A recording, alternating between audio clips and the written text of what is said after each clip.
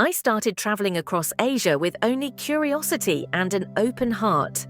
Each place felt like a new chapter in a book I never wanted to finish. My first stop was Kyoto, where the calm streets were filled with tradition. Then I went to Busan, where the smell of spicy street food mixed with the quiet beauty of temples hidden among neon lights. In Chengdu, I was amazed by the mix of old tea houses and fast-growing city life. Chiang Mai was full of energy, Dang felt warm and welcoming, and Bali had a magical atmosphere. I gathered memories in every place, but nothing compared to what I felt when I arrived in the Philippines. I expected Manila to be just another busy, noisy city. At first, with the traffic and heat, it seemed that way, but there was something in the air, something I couldn't explain, that touched me deeply. I understood it when I met Mang Lao, a Grab driver who greeted me like family. He didn't ask where I was staying. His first question was, "Are you hungry?" 30 minutes later, I was in a small kitchen in Pei, sitting on a plastic chair and sharing dinner with Mang Lao's family. It wasn't in a restaurant. It wasn't for money. It was simply because I was a guest. That night, something inside me changed. The next day, I went to Baseco, not knowing what to expect. I had braced myself for scenes of poverty and sadness, but instead I found barefoot children laughing like they had everything they could ever want. Mothers were cooking over open fires, humming as they worked.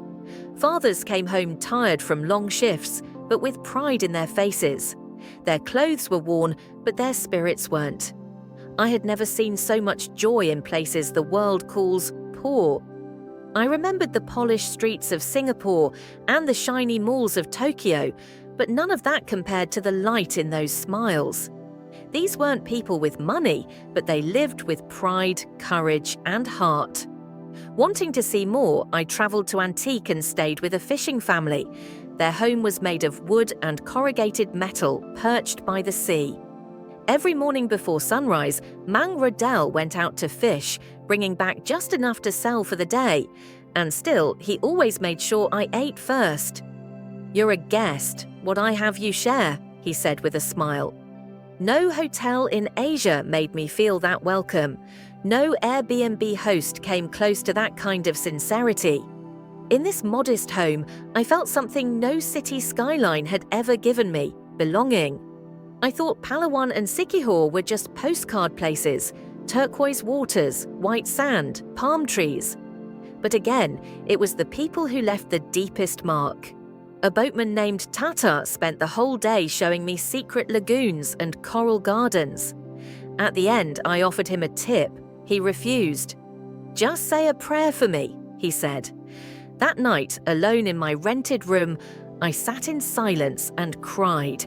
Not from guilt, but because I felt small, because the world had taught me to expect everyone to want something from me. Yet here, someone wanted only a prayer.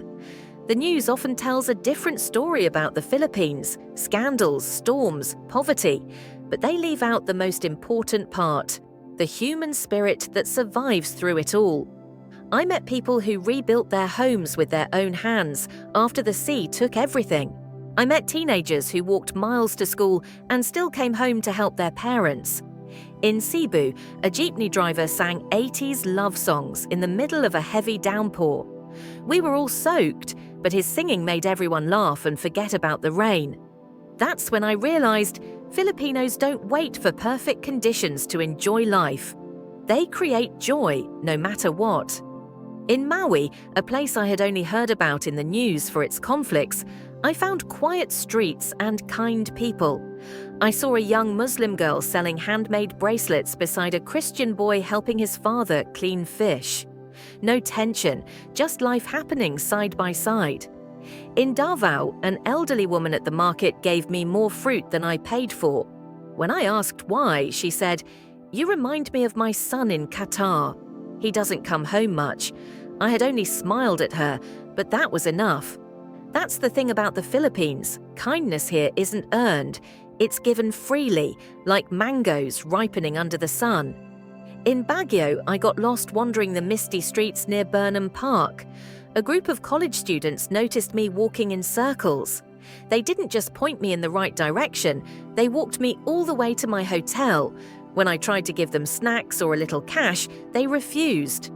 "We're just happy you're enjoying our city," one of them said. That kind of generosity isn't taught here, it's lived. In many countries, tourists are seen as walking wallets. Here, I was treated as a person. I never felt like an outsider. Every smile seemed to say, "You belong." In Iloilo, I sat in a small neighborhood bar and talked with RJ, the bartender. He told me his dream was to become a physical therapist in the UAE, not for wealth, but to support his younger siblings and pay off his parents' debts. I asked if he was scared. "Yes," he said, "but wherever I go, I carry Iloilo with me." In that moment, I understood the heart of the OFW story, sacrifice born out of love. I met many others like him, all carrying that same fire. They may leave the Philippines, but the Philippines never leaves them. I realized something important. The richest poor people in the world might live here, not rich in money, but in generosity, rich in hope, in laughter, in the courage to keep going. I met families who barely had enough rice for themselves, yet insisted I take the biggest share. I heard karaoke echoing through the streets, even during brownouts. I saw neighbors caring for each other's children as if they were their own. They didn't have much, but they had each other. And that kind of wealth can't be measured, it can only be felt. I've traveled to cities with skyscrapers that touch the clouds, trains faster than thought, and airports bigger than some towns. But none of those places moved me like the Philippines. No tower can rise higher than Filipino kindness. No train can travel faster than their empathy. No luxury hotel can compare to being invited to dinner by someone who has nothing to gain from it. I sat on a beach in Port Barton as the sun melted into the sea.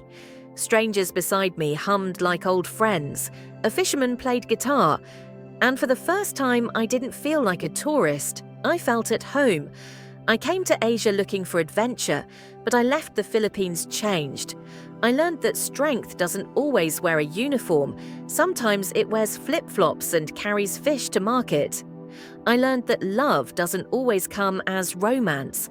Sometimes it comes in a plastic bag of extra rice from someone you've just met. The world calls the Philippines a developing country, but maybe it's the rest of us who are behind, spiritually, emotionally, humanly. I was searching for the soul of Asia. I didn't find it in monuments or money. I found it in the warmth of strangers who treated me like family. And that changed me.